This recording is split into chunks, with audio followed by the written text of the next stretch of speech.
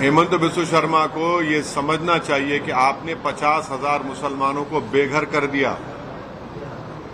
उनके सर पे से आपने एक छत को छीन लिया, एक झोपड़ी को छीन लिया। वो बच्चे क्या ना मदरसे को जा पाएंगे, ना डॉक्टर इंजीनियर कैसे बनेंगे? आप उनको डिस्प्लेस कर दिए, आप उनको selective community wise, religion wise target करें। क्या बात कर रहे हैं वो?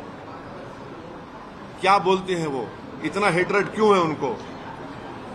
जो लोग भारत के नागरिक हैं उनको आप भारत का नागरिक नहीं। और उन्होंने एक इंटरव्यू में बोला कि हम रात के अंधेरे में बांग्लादेश में उनको ढकेल दिए।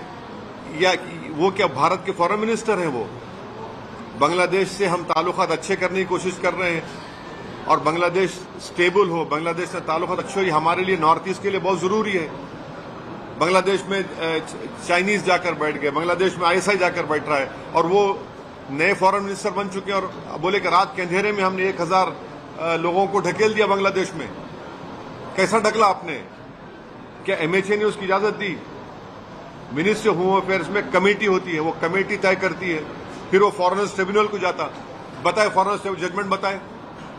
तो वो तो आर्बिट्रली माने मिनिस्टर ऑफ एक्सटर्नल अफेयर्स भी हो चुके हैं, एमएचए का रोल भी अदा कर रहे हैं और उससे हमारे भारत के बांग्लादेश के ताल्लुक खराब हो रहे हैं। तो ये सिर्फ डिस्क्रिमिनेशन और हेट्रेड के ऊपर ये काम कर रहे हैं वो।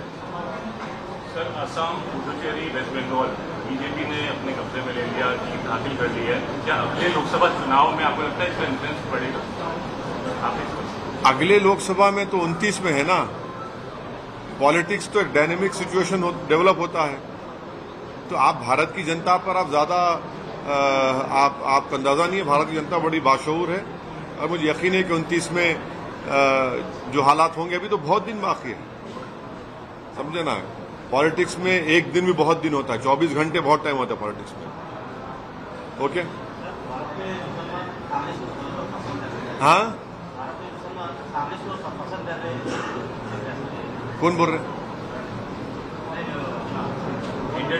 हाँ, नहीं, क्या कौन पसंद कर रहे? नहीं, मेरा बोलना यह है कि मुस्लिम माइनॉरिटीज को यकीनन फासिस्ट कम्युनल फोर्सेस को हराना चाहिए, मगर आप अपने वोट से आप तो वोट डाल रहे हैं।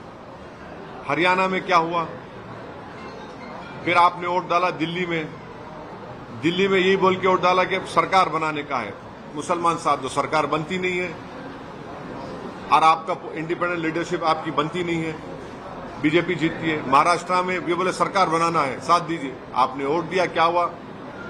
आपका इंडिपेंडेंट लीडरशिप नहीं बनती है। फिर बिहार में ये यही बोला गया, मगर बिहार की सीमांचल की जनता को सलाम, उन्होंने बड़ी हिकमत से, बड़ी बहादुरी से एमआईएम के 5 एमएलए को कामयाब के लीडरशिप बना दी। ये सब, चाहे वो आम आदमी पार्टी हो, बंगाल में ममता बनर्जी 15 साल से, आप जाकर देखो मुस्लिम इलाकों में क्या हाल है वहां पर। क्या आपने इंसाफ किया उन लोगों के साथ? गुर्बत उनका मुकद्दर बना के रख दिया आप। और फिर मालदा मुर्शिदाबाद में लाखों में वहां पे मुसलमान माइग्रेशन करते हैं एज ए लेबर के तौर पर। फिर वही बोला गया नहीं, सत्ता बनाना है, पार्टी क्या बनाए? बीजेपी जीत गई। बंगाल में पूरे इंडिया में एक ही प्रदेश है जहां पर 60 असेंबली कॉन्स्टिट्यूंसीज हैं, जहां पर मुसलमान मेजॉरिटी में है। कोई स्टेट में नहीं है 60 असेंबली कॉन्स्टिट्यूंसी जहां पर मुसलमान मेजॉरिटी में है, और 20 ऐसे असेंबली कॉन्स्टिट्यूंसी जहां मुसलमान 30 to 40% है। तब भी बीजेपी जीत रही वहां पर। लोग मुझ पे बहुत उंगलियां उठाते, आजकल बहुत से लोग हो गए जो खाली घर में बैठ के एक आर्टिकल लिखते, 1 मिनट का 2 मिनट यूट्यूब बनाते, जमीन पे नहीं जाते ये लोग। और यही लोग दुश्मन है मुसलमानों के, जो नहीं देख रहे इन चीजों को, जो ये समझते नहीं मुस्लिम लीडरशिप को खाली वोट। अरे वोट डालने वाले कब तक बनेंगे मुसलमान? सिटीजन विद राइट्स नहीं बनेंगे।